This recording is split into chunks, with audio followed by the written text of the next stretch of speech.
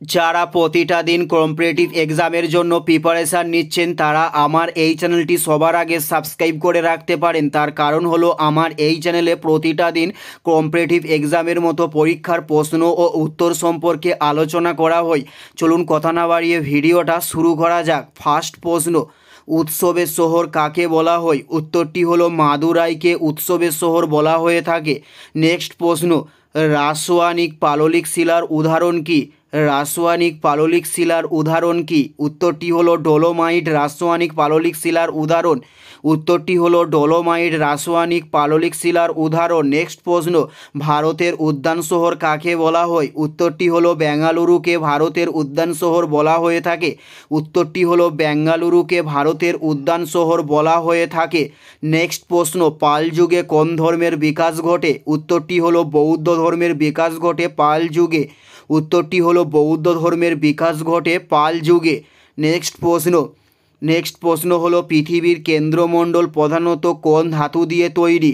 উত্তরটি হলো নিকেল ও লোহা ধাতু দিয়ে পৃথিবীর কেন্দ্রমণ্ডলটি তৈরি। নেক্সট প্রশ্ন, আপেক্ষিক তাপ সবচেয়ে বেশি হয় কোন তরলে? উত্তরটি হলো জলে আপেক্ষিক তাপ সবচেয়ে বেশি হয়। উত্তরটি হলো জলে আপেক্ষিক তাপ সবচেয়ে বেশি হয়। নেক্সট প্রশ্ন হলো হৃৎপিণ্ডের আবরণীকে কী বলে?